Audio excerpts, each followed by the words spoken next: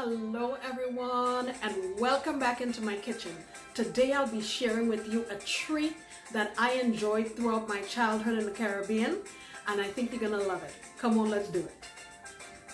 Alright guys, so before I get into the recipe, I wanted to share with you a care package that I received from my friend Vanessa, who lives in Boston.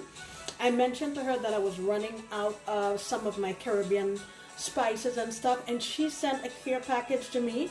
Someone got her some stuff from Grenada, and I am so thrilled that I was included in some of this deliciousness. So let me show you everything that I received.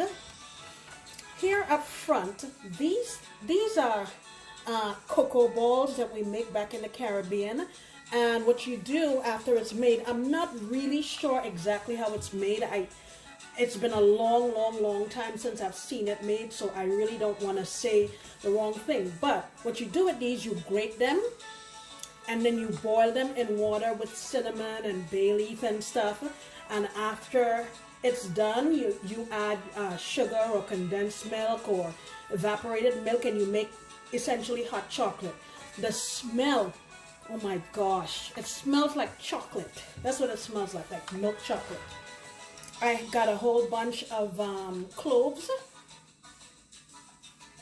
and I have like 2-gallon size bags of Caribbean bay leaves, and I've shown you this before. It's very different than the bay leaves we get here in the US. They're so fragrant, it just reminds me of home.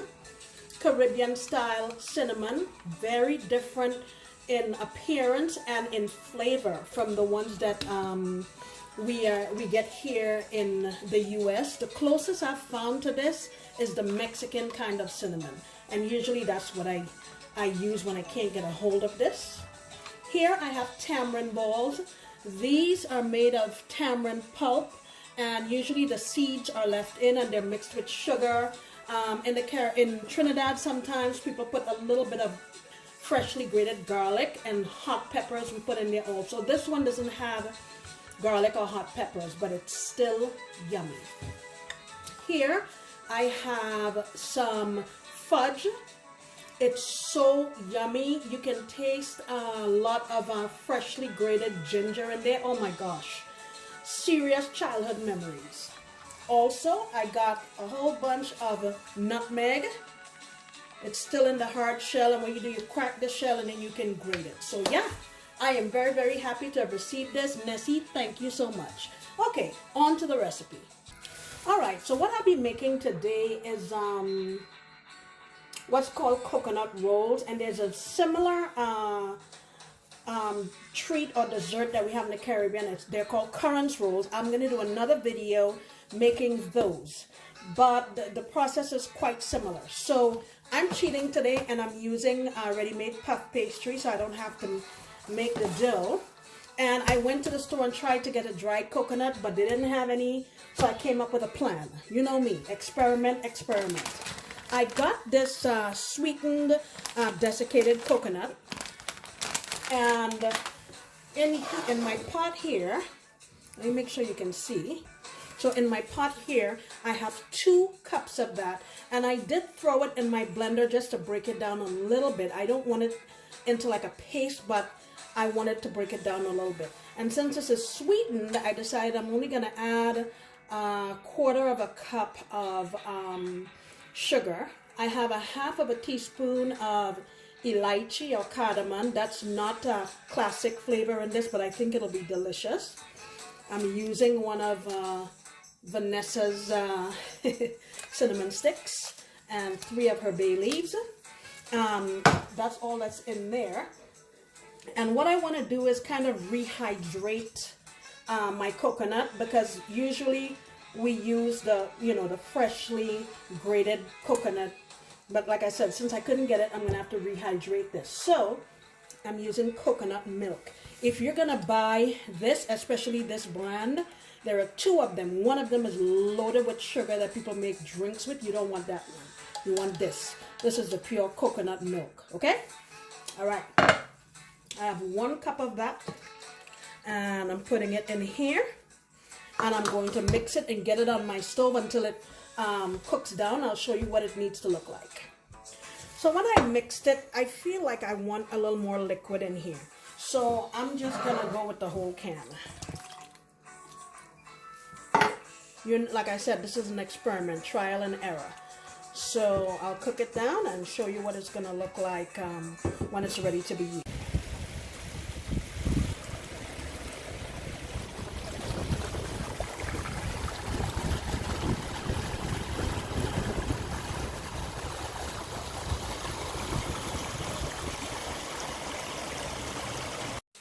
So this has been on my stove for about 30 minutes on medium high, and this right here is what you're looking for. You want all of the liquid from the coconut milk to dry up and just leave the pulp per se. Okay, so here is my coconut filling. I've split it into half, and I'm gonna make two different colors. I'm gonna make some green. You can not use any color, but I think they'll be cute. Put a little more. And I'm gonna do the same thing for the other one. I'm gonna put red in this one. Alright, so like I mentioned, we're using our pre-made puff pastry, and I've already rolled it out and pasted some, like you see here. I'm hoping that I end up with a really cool pattern when we cut it, but we'll see. So I'm just alternating the colors.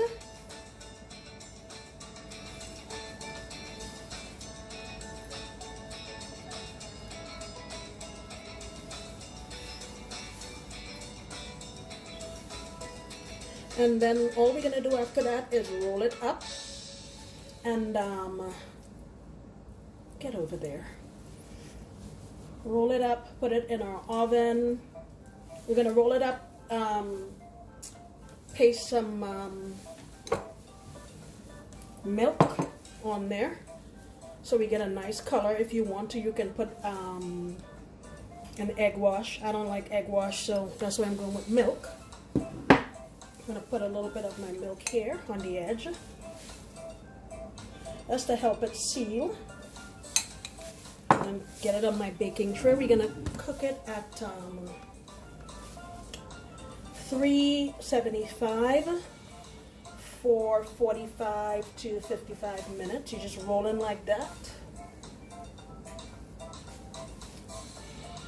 Roll, roll, kind of like a cinnamon roll.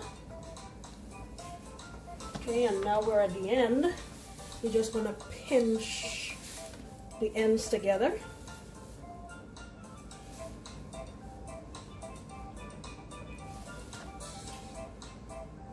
Like so. And you want the seam side to be down. There you go. So I'm going to get it on my baking sheet and I'll show you how it comes out after I put my milk on it. Alright guys, so here's our coconut turnovers, and like I said, these are similar to the currants rolls that I made. So these are coconut rolls. Remember, we put the two different colors. Please be sure to let this cool down very, very well. Actually, I left them overnight before cutting them, or else they will get really squishy and you won't get a good outcome.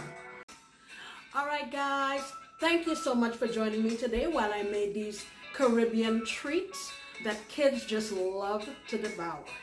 Please try them with your family, and I hope to see you coming back next time, because you know we'll be making another delicious recipe. Bye!